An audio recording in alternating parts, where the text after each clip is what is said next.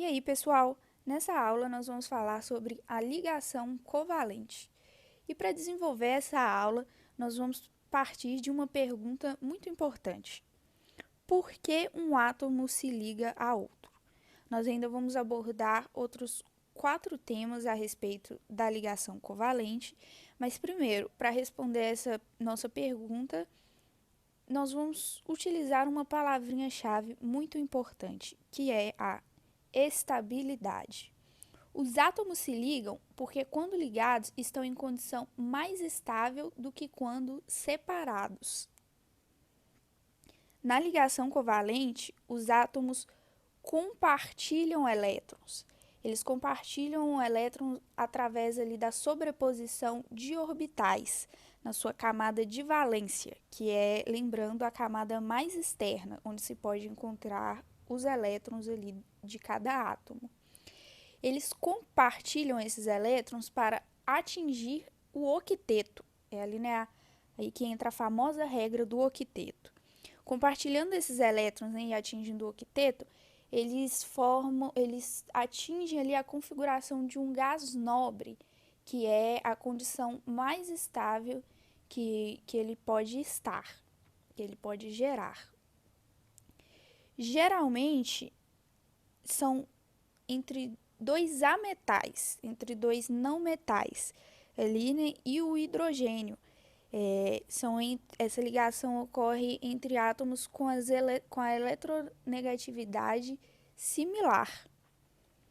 Cada compartilhamento de elétron constitui uma ligação. E é aí onde nós entramos na ordem de ligação, que é onde a gente vê a ligação simples, a ligação dupla e a ligação tripla. E muitas vezes a gente nem sabe, né, de onde que vem essa dupla, de onde vem essa tripla ligação. Essa dupla e essa tripla ligação são quando os átomos compartilham 2 pares de elétrons, ou, no caso da ligação tripla, né, 3 pares de elétrons. Na ligação simples, como nós vemos aqui na imagem exemplificado, os átomos compartilham um par de elétrons. E nós temos ainda a formação de 2 tipos de compostos, que são os compostos covalentes e os compostos moleculares. Os compostos covalentes, eles são estruturas gigantes, são ligações muito fortes e elas são tridimensionais. Aqui, como exemplo, temos o grafite e o diamante, que são amplamente conhecidos, né, por nós, assim, na nossa vivência, no nosso dia a dia. E aqui tem a representação de como é a estrutura desse grafite e desse diamante.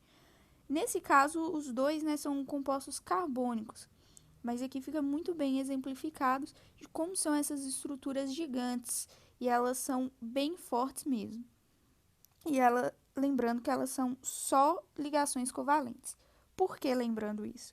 Porque nos compostos moleculares, né, que nós temos as moléculas, essas moléculas elas são estruturas bem definidas. E elas são ligações covalentes, mas entre essas estruturas nós temos outros tipos de interação, além da ligação covalente. Aqui um exemplo de outra coisa amplamente conhecida, né, do nosso dia a dia, é a água, que é da molécula H2O. Entre o oxigênio e o hidrogênio, nós temos a ligação covalente. Mas a água, ela, no estado sólido, essas moléculas formadas por ligações covalentes, né, lembrando mais uma vez, elas interagem com outras moléculas iguais através de uma interação intermolecular. Então, nos compostos moleculares, além da ligação covalente, nós temos outras interações através das estruturas bem definidas. E nos compostos covalentes, nós temos apenas ligações covalentes. E essa foi a nossa aula sobre ligação covalente, e eu espero ter ajudado todos vocês. Abraço!